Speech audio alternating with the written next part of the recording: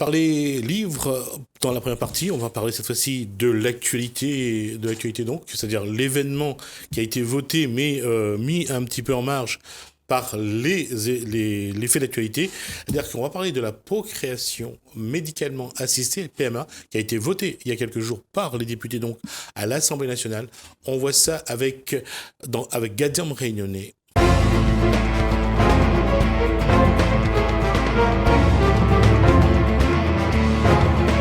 Armand Guinet, bonsoir. Armand Guinet, bonsoir. Avant qu'il s'énerve contre moi. C'est Gunet, G-U-N-E-T. D'accord. Voilà. Alors, vous êtes venu la dernière fois parce que vous êtes venu parler au nom de votre association. Là, vous venez en tant qu'individu parce que vous voulez réagir à une chose qui est dans l'actualité, c'est-à-dire aujourd'hui tout ce qui est procréation.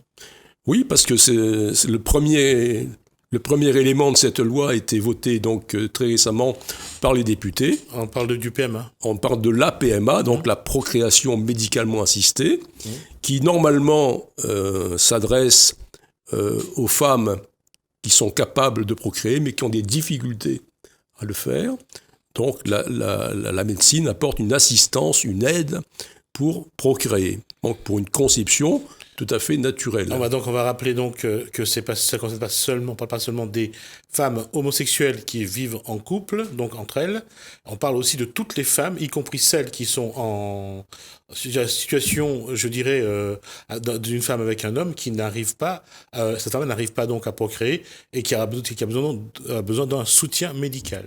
Oui, mais jusqu'à présent, cela s'adressait aux femmes en couple avec un monsieur, voilà, et qui avait des difficultés à procréer. Maintenant, ce projet de loi vise à satisfaire les désirs de procréation de femmes lesbiennes ou de femmes célibataires qui sont toutes seules. Oui. Voilà.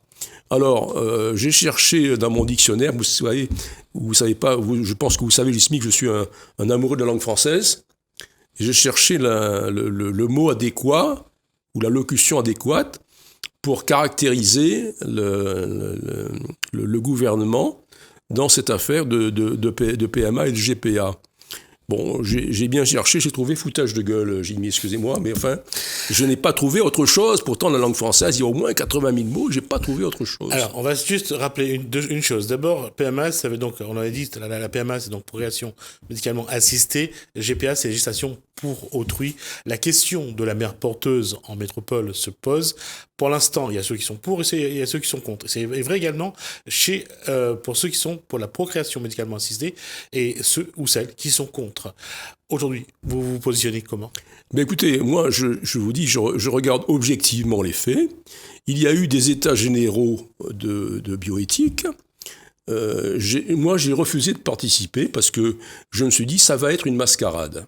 Pourquoi ? C'était déjà une mascarade pour le mariage pour quelques-uns. Des mariages pour mariage pour tous, oui. Hein. Donc c'était une mascarade déjà à l'époque. Les enquêtes, les débats, c'était biaisé dès le départ. Et je me suis dit, moi, je ne vais pas participer à une mascarade. Donc moi, j'ai refusé de participer sur Internet au questionnaire. Je sais que la conférence épiscopale française avait été invitée à participer à ces débats. Moi, personnellement, je regrette que la conférence épiscopale ait participé parce qu'on a écouté ce que les évêques ont dit, on l'a écouté, mais on n'a pas tenu compte. Hein, on s'est assis dessus. Voilà. Alors, il y a deux choses, Armand Guenet. Il y a d'abord le fait qu'aujourd'hui, il y a une évolution de la science. La science est capable d'utiliser les gamètes, les ovocytes pour créer un être sans pour autant qu'il y ait les spermatozoïdes, apparemment. Ah non, il y a toujours besoin des spermatozoïdes, on ne va pas s'en passer. Hein. Il faut toujours un gamète mâle et un gamète femelle pour faire un être humain. En tout cas, pour l'instant, c'est comme ça. Alors, ce que la PMA fait, c'est pour les femmes seules ou les femmes homosexuelles, c'est que on va chercher un spermatozoïde dans une banque de sperme. C'est-à-dire qu'il y a des messieurs qui n'ont pas d'autre chose à faire que d'aller dans des salles avec des revues pornographiques. Ils se masturbent devant, et c'est comme ça qu'on récolte la semence masculine. Ah, mon Guinée, vous êtes caricatural. Non, pas du tout. Non, c'est pas spécialement comme ça. Si. Non. Parfois, il faut juste une pression sur la prostate pour qu'il y ait une éjaculation. Donc, on va pas rentrer dans... C'est pas forcément des magazines pornographiques. Si je le sais, parce que j'ai quelqu'un de ma famille qui a fait un don de sperme. Qui voulait pratiquer justement la PMA, et c'est comme ça qu'il faisait. Hein. C'est comme ça que je le sais, parce que moi, je ne pratique pas ça. Je vous dis qu'il n'y a pas que ça. Mais en tout cas, entre autres, ici, il y a ça aussi, effectivement. Bon, donc déjà, le mariage pour tous, pour vous, c'est quelque chose qui n'aurait pas dû se faire. Pas du tout. C'est contraire à la nature. Déjà, c'est contraire à la nature. Et les gens vont dire, oui, mais vous savez, dans la nature, il y a des exceptions. Donc, voilà. Donc, pour l'être humain aussi, ça fait partie de la vie. Ben non, c'est pas ce qu'on appelle normal. Voilà. La norme, c'est un monsieur et une dame qui ont un rapport sexuel, et dans le cadre de cette étreinte charnelle où il y a de l'amour, hein, c'est pas un acte de prostitution, là, c'est un acte d'amour, l'enfant est conçu dans un acte d'amour. C'est pas la même chose que lorsqu'on prend une pipette pour prélever quelques gamètes mâles dans la semence, pour introduire ça dans un ou deux ovules. C'est pas ça la marche normale de la vie. Alors, ce qui est dramatique, moi je trouve dramatique, c'est qu'il y a des personnes qui sont censées avoir fait un doctorat de médecine, par exemple Madame Agnès Buzyn, qui est ministre de la Santé, par exemple le professeur Touraine, et puis bon, d'autres personnes, qui refusent de comprendre que l'être humain, que le premier stade de l'être humain, le premier nom de l'être humain, c'est le zygote. Le zygote, c'est quoi ? C'est lorsque la tête du spermatozoïde qui a perdu son flagelle pénètre dans l'ovule, que la coque de l'ovule se durcit et empêche un autre gamète mâle d'entrer. C'est cette union d'un spermatozoïde et d'un ovule qui est un être humain à part entière, à 100% être humain, et qui s'appelle zygote. Le nom de l'être humain change au fur et à mesure de son évolution. Quelques heures après, cet être humain s'appelle une morula. Quelques heures après, l'être humain s'appelle un blastocyste. Puis s'appelle un embryon. Puis s'appelle un fœtus. Puis s'appelle un nouveau-né. S'appelle un enfant. S'appelle un adolescent. S'appelle un adulte. S'appelle un vieillard. Mais tous ces stades sont des stades d'un être humain. Donc, un zygote, c'est un être humain. Et ce qui est dramatique, c'est que nos grands médecins, professeurs de médecine qui sont dans les ministères actuellement, refusent de prendre en compte cette réalité, parce que c'est une réalité. Ça permet, en disant non, ça n'est pas la réalité, ça permet de se faire des manipulations génétiques. J'ai appris que là, on envisage non seulement de faire la fécondation pour des femmes souhaitant un enfant, mais pour également des manipulations. On pourrait, par exemple... Je ne sais pas dans quelle mesure, pendant combien de jours, hein, mais on peut prendre un spermatozoïde d'un monsieur et l'ovule d'une guenon, par exemple, on mélange tous les deux. Alors, je ne sais pas ce que ça va donner, c'est des chimères, hein, mais c'est absolument dramatique. Alors, je reviens là-dessus. Ça me fait sourire quand vous dites ça, parce que la question c'est, est-ce que, au départ, lorsqu'il y a étreinte charnelle, il y a l'amour et qu'un enfant naît de cet amour. Mais là, on voit bien qu'aujourd'hui, le monde évolue. L'homosexualité est quelque chose qui est reconnu. Était reconnu déjà du temps des philosophes grecs, de l'époque de Socrate, de Platon. C'était quelque chose qui était déjà connu. Pourquoi aujourd'hui, si une femme aime une femme ou un homme aime un homme, je veux dire, qu'est-ce qui les empêche, s'ils ont beaucoup d'amour et ils veulent élever un enfant ?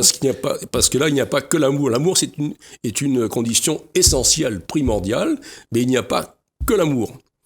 Il y a aussi l'éducation, et dire qu'un enfant doit être orphelin dès sa naissance, ce n'est absolument pas normal. Orphelin, c'est une condition exceptionnelle.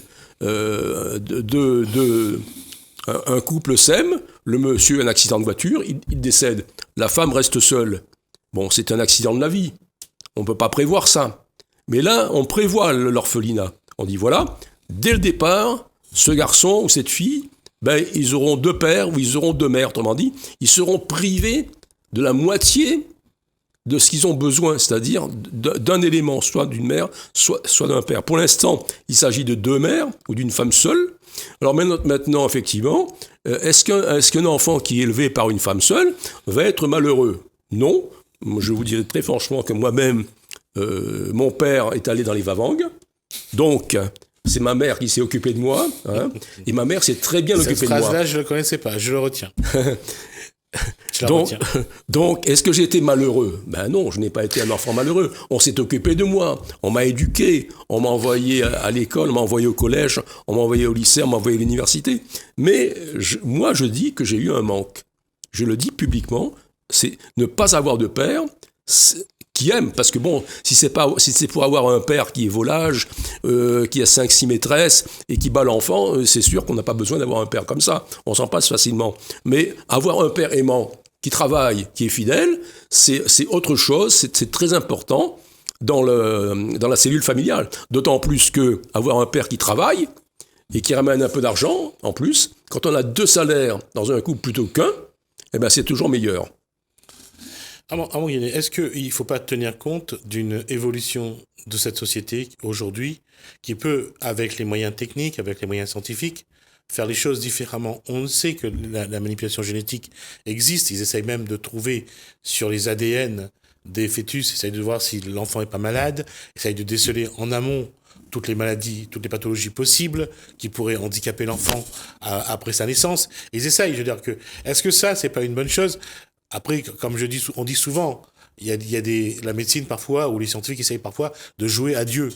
De faire... C'est ça le danger, J. C'est ça le danger, c'est de vouloir être comme Dieu. D'ailleurs, quand vous lisez le livre de la Genèse, et qu'on parle de la tentation d'Adam, le péché original, ce n'est pas un péché sexuel. C'est le péché d'orgueil. C'est l'homme, qui a le nom d'Adam dans la Bible, mais c'est l'homme qui veut se faire l'égal de Dieu. C'est ça le péché originel. En mangeant le fruit défendu ? Voilà, le fruit défendu, qui n'est pas une pomme non plus d'ailleurs, il s'agit d'un fruit, on ne dit pas lequel. Mais entendu, la littérature et les arts ont exprimé cette histoire sous la forme d'une pomme qui est croquée par l'un comme par l'autre des 2 premiers vivants. Mais qu'est-ce que j'allais dire ? Oui, donc le péché originel, c'est le péché d'orgueil. Et là, ce péché, on le voit toujours actuellement, cette faute lourde, qui est toujours d'égaler Dieu. On va essayer d'être comme Dieu. Mais on est à côté de la plaque, parce que la nature est bien faite, et vouloir trafiquer la nature, c'est pas bon. Le grand danger, c'est l'eugénisme. Alors, si effectivement, les recherches permettent d'éviter des accidents graves dans la conception, c'est très bien. Si on peut y remédier, c'est très bien. Mais par exemple, est-ce que quelqu'un qui a un pied beau, est-ce qu'il faut l'éliminer ou pas ? C'est pas l'éliminer, c'est soigner à la rigueur. Et si on peut pas soigner ? Et si on peut pas soigner, J.S.M.I., c'est ça ? De toute façon, aujourd'hui, j'allais dire le comité d'éthique là-dessus, en France en tout cas, vu que aussi que la puissance de l'Église sur la nation française, et ce malgré la séparation du pouvoir, on voit qu'elle est très présente. Mais la question est... c'est toujours la même chose. C'est un petit peu comme l'affaire de Vincent Humbert. C'est bien son pronom. Vincent Lambert, oui. Humbert, je crois qu'il s'appelle. Lambert. Lambert. On reviendra là-dessus et je dirais que c'est moi qui ai raison. Mais bon, je vais vérifier s'il s'appelle Humbert. La question, c'était, il était ça fait une dizaine d'années qu'il était devenu végétatif. Oui. Est-ce qu'il fallait le débrancher ou pas ? À quel moment l'être humain joue à Dieu ou pas ? À quel moment il n'a plus aucune chance qu'il se réveille ? Ça faisait 10 ans qu'il était en état végétatif. Ça fait 10 ans qu'on n'avait pas trouvé de solution parce que c'était une mort cérébrale. À quel moment il faut mettre fin à une souffrance, éviter ce qu'on appelle l'acharnement thérapeutique. Oui, mais la question est mauvaise, J.S.M.I., je suis désolé, parce qu'en fait, ce monsieur n'avait rien à faire dans ce service-là. Il n'était pas dans une mort imminente pour être dans ce service-là. Il existait en France d'autres services adaptés à ce genre de situation, et le CHU de Reims a toujours refusé que Vincent aille dans ce centre-là. Il y a là une dictature de la médecine. Je n'ai pas compris pourquoi ni les parents, ni les avocats n'ont réussi à faire plier le CHU de Reims sur ce sujet. Parce que le tribunal a toujours donné raison au CHU de Reims. Mais il faut croire que la justice française n'est plus très juste. Et je suis navré de le dire, et on le voit malheureusement très souvent, et trop souvent, la justice est au service de l'État et des pouvoirs, et notamment des pouvoirs financiers. Alors justement, parce que là-dessus, le cas de Vincent Humbert, c'était surtout le coût financier. Il y a un autre qui est dans cette situation, c'est l'ancien coureur de Formule 1, Schumacher. Michael Schumacher, qui a connu pendant des années, apparemment il se réveille actuellement, il semble vouloir revenir actuellement à la vie. Donc, à quel moment sa femme a insisté, sa femme n'a pas souhaité qu'on le débranche, sa femme a utilisé tout son argent pour le remettre, pour vraiment garder en vie. Apparemment, c'est elle qui a raison là, pour l'heure.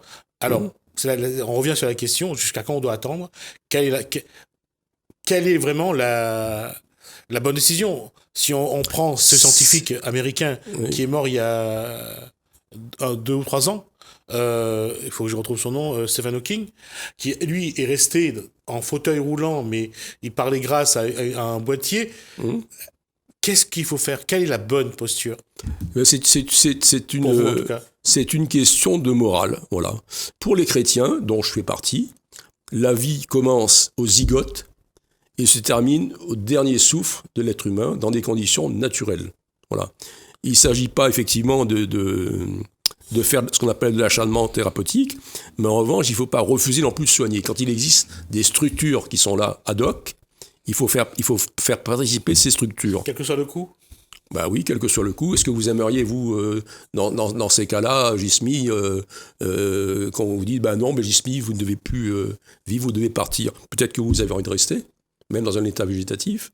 Et puis, on ne sait pas si dans 10 ans ou dans 15 ans, vous n'allez pas ressusciter. Il y a eu des cas, il n'y a pas longtemps. Tout à fait, je suis d'accord. Il y a eu des cas, il n'y a pas longtemps, une dame, je ne sais pas à quel endroit, ça fait, je crois, 27 ans qu'elle était dans cet état, et ma foi, elle est ressuscitée, entre guillemets. Hein. Je vais répondre à la question. Oui. Demain, si je me retrouve dans un état végétatif, je préférerais qu'on me débranche et que je sois un point mort pour personne. Voilà, c'est la question. C'est juste pour ça. Je ne veux embêter personne. Je veux juste que s'il n'y a plus de signes de réaction, je préfère à ce moment-là m'en aller. C'est beaucoup plus simple et c'est moins contraignant pour ceux qui restent. C'est lourd de porter ça. Et j'essaye de comprendre un petit peu la famille Humbert. La maman s'est beaucoup battue, la famille s'est beaucoup battue pour ça. Et c'est un combat. Et à la fin, il y a eu cet épilogue. Et finalement... Mais le combat a été vraiment quelque chose de phénoménal parce qu'elle s'est battue pour sauver son fils. Pour maintenir son fils en vie. Et ça, c'est pour ça que je dis pas, c'est pas une bonne ou une mauvaise décision. C'est de comprendre les décisions à chaque fois que c'est pas simple. Et je reviens sur la PMA, donc la procréation médicalement assistée. Aujourd'hui, la vie, est-ce qu'il faudrait pas que les choses soient un peu plus simples, plutôt que les femmes en mal d'enfant aillent chercher un enfant au Cambodge, en Thaïlande, en Afrique, pour combler ce manque, cette carence. Bien sûr, vous avez tout à fait raison, Gismi. Il y a aussi l'adoption, et ces femmes n'envisagent pas du tout l'adoption. Alors que c'est une solution effectivement palliative très intéressante qui permet de ne pas traficoter la vie et d'avoir un enfant dans des conditions, je dirais, naturelles. Est-ce qu'on ne peut pas comprendre que ces femmes ont envie de sentir un enfant grandir en elles? Elles ont envie de savoir c'est quoi l'accouchement, d'enfanter, de faire... Il y a ça aussi, il y a ce besoin aussi. Et puis il y a également une chose à Montguenet. Il y a beaucoup de femmes qui ont un enfant qui ne s'en occupent pas, enfin, beaucoup de femmes. Il y a aussi des femmes qui ont des enfants, qui ne s'en occupent pas, qui n'ont pas le temps, soit parce qu'ils n'ont pas le temps, elles travaillent, soit parce que c'est pas non plus, toutes les mères n'ont pas la fibre maternelle non plus. Oui, mais il existe des exceptions malheureusement à la règle, et il ne s'agit pas de prendre les mauvaises exceptions pour en faire une bonne règle. Non. Je dis justement, en prenant ça, je prends pas le mauvais exemple. Je me dis qu'aujourd'hui, il y a de tout dans la société. Est-ce que c'est pas bien d'essayer de répondre à un plus grand nombre de situations? Aujourd'hui, il y a de plus en plus de familles recomposées. il faut aussi que les deux parents qui viennent avec leurs enfants apprennent à vivre ensemble. Oui, mais c'est compliqué pour l'enfant. Et là, on refuse. C'est compliqué pour l'enfant. On refuse de prendre en compte la mentalité de l'enfant. Comme je vous disais tout à l'heure, c'est la vérité. Moi, mon père est allé dans les Vavangues. Ma mère s'est occupée de moi. Ma mère s'est très bien occupée de moi, mais il n'empêche que je vis mal le fait de ne pas avoir eu de père. Et qu'on ne peut pas dire à un enfant qui n'a pas eu de père que cette situation est normale. L'enfant, lui, est normal. La situation, elle, est anormale. Je ne sais pas si la situation est anormale. Je dirais qu'effectivement, pour l'enfant, c'est complexe. Mais aujourd'hui, on va terminer là-dessus, c'est comment ouvrir une réflexion pour créer l'environnement adéquat, efficace à une bonne éducation et surtout à pouvoir donner l'affection aux enfants. Il faut rester quand même dans la norme morale. Cette norme morale n'existe plus. Et ce que je crains, et ce que craignent beaucoup de gens, c'est qu'avec la PMA, on débouche sur la GPA. Alors bien entendu, ce gouvernement, comme des précédents, ont l'habitude de mentir. On nous a dit, mais vous savez, le Pacs, c'est le point final. Ne croyez pas qu'il y aura le mariage après. On a bien vu qu'il y a eu le mariage. Après, on nous a dit, mais non, mais ne vous inquiétez pas, hein, il n'y aura pas de PMA. Hein. Et là, on voit qu'il y a la PMA. Qu'est-ce qu'on nous dit aujourd'hui ? Mais ne vous inquiétez pas, hein, c'est les mères porteuses, GPA. Il n'y aura pas de mères porteuses. C'est contraire à la morale européenne, occidentale. Mais en revanche, vous noterez, Gismi, que les femmes qui vont en Inde pour esclavagiser des femmes indiennes pour porter un enfant pour trois bouchées de pain, un peu plus qu'une bouchée de pain quand même, pour 3 bouchées de pain, mais on nous dit ensuite, mais vous comprenez, on ne peut pas abandonner ces enfants, les laisser comme ça, sans nationalité, il faut qu'on les récupère en France, il faut qu'on accepte la GPA. Donc, ce qui est interdit en France, l'esclavage est interdit en France, mais il est autorisé en Inde, il est autorisé dans d'autres pays. Je suis désolé, c'est de l'hypocrisie, ça. Hein. Ce qui est mal en France doit être mal également ailleurs. Voilà, c'est vraiment l'esclavagisme. C'est le terme qui convient. C'est un esclavage contemporain, c'est un esclavage moderne. On ne peut pas dire à des femmes de rester cloîtrées pendant 9 mois dans une salle, dans un dortoir. Hein. Il y a eu des reportages là-dessus. Elles sont 8 ou 9 dans une grande salle et elles attendent l'accouchement. Et lorsqu'elles ont porté l'enfant, elles le donnent à quelqu'un. Mais c'est dramatique pour la psyché de ces femmes. C'est absolument terrible. Hein. On reste là, on reviendra sur ce sujet-là, puisqu'on vient de dépasser de 2 minutes notre temps imparti. Merci Armand Guinet. Donc on reviendra sur le PMA, on essaiera de mettre en place un débat et on verra un petit peu comment l'évolution de la société doit tenir compte de certaines réalités. Merci Armand Guinet. Merci beaucoup. Merci à vous de nous avoir suivis en tout cas. Merci Hélène, merci François, merci à Marie-Sylvie. On vous souhaite en tout cas un bon début de week-end. Je vous dis à lundi.